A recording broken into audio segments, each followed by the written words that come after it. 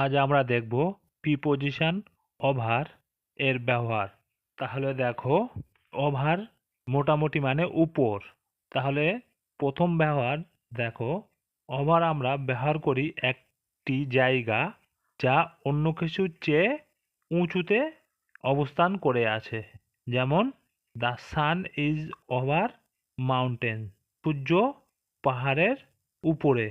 এই বাক্যে দেখো, সূর্যের অবস্থান পাহাড়ের অবস্থান থেকে উপর, তা বোঝানোর জন্য ওভার এই অব্যয় বা প্রিপোজিশনটি ব্যবহার করা হয়েছে। পরের ব্যবহার দেখো, কোনো বস্তু এর চেয়ে উঁচুতে অবস্থান কিন্তু কাউকে বা কিছু স্পর্শ করে না বোঝাতে ওভার ইউজ করা হয়। The lamp is over her, আলোটি তার উপর। বা the lamp is over table, বাতিটি টেবিলের উপরে।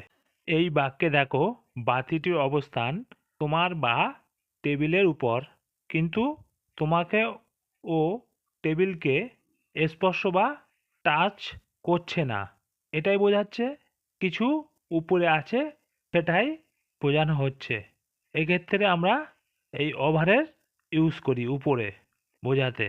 অন্য ব্যবহার দেখো, কেউ কিছু পৃষ্ঠে বা সারফেস বিশ্রাম নেওয়া এবং আংশিক বা সম্পূর্ণ রূপে আচ্ছাদন করে রাখে বা কিছু এটাকে ঢেকে রাখে বোঝাতে আমরা ওভার ব্যবহার করি।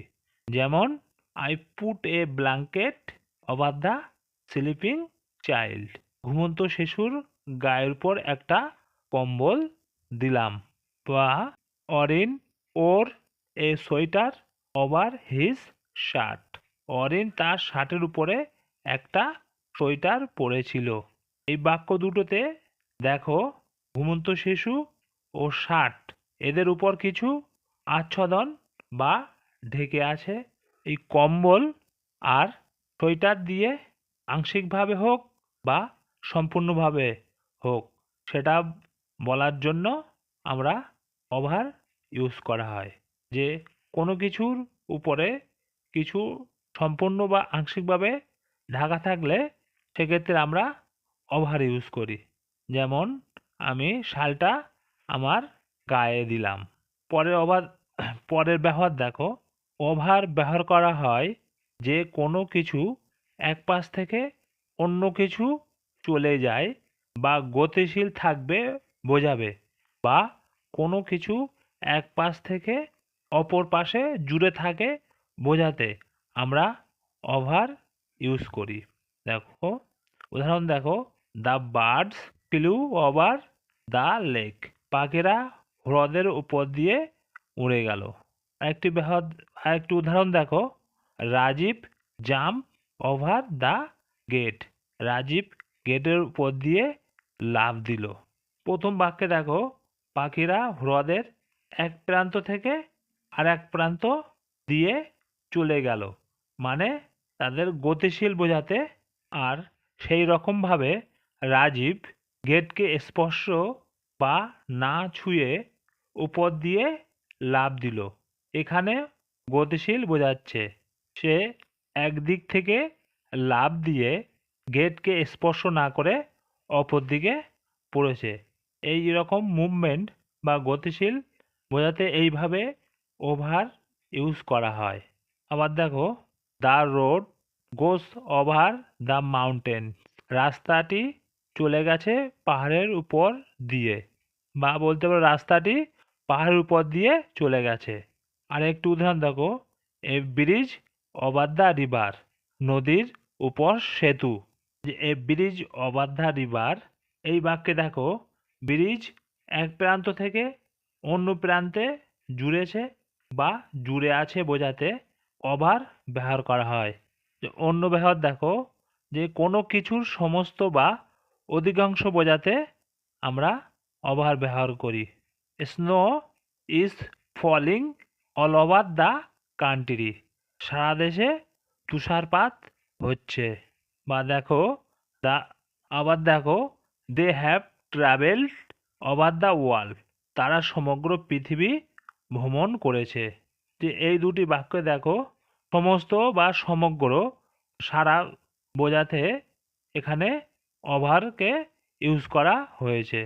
অন্য ব্যবহার দেখো একটি নির্দিষ্ট সময় পরিমাণ খরচ বোঝাতে ওভার ইউজ করা হয়। Deepa stayed in Kolkata for over a week. Deepa কলকাতায় এক সপ্তাহের বেশি সময় ধরে ছিল। এই বাক্যে দেখো যে এই যে এক সপ্তাহ সময় বোঝাচ্ছে যে এক সপ্তাহ বেশি সময় ধরে সে কলকাতায় তার অবস্থান ছিল সেটাই বোঝানো হচ্ছে। পরের বাক্য দেখো ওভার 1000 কপিস সোল্ড। 1000-এর ও বেশি কপি বিক্রি হয়েছে।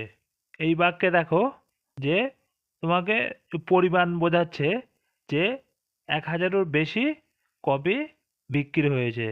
পরের বাক্য দেখো করুণা ইজ ওভার 80।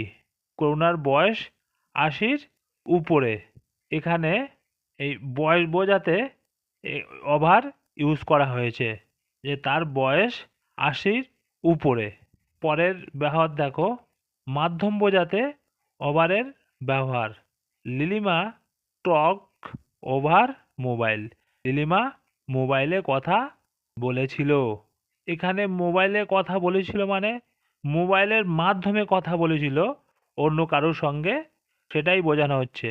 যে মোবাইলে কথা বলেছিল সেটা না, মোবাইলের মাধ্যমে অন্য কারোর সাথে কথা বলেছিল সেটাই বোঝাচ্ছে। নেক্সট ব্যবহার দেখো উপর থেকে কিছু নিচে পড়া ক্ষেত্রে আমরা ওভার ব্যবহার করি। The coin rolled over the edge of the table.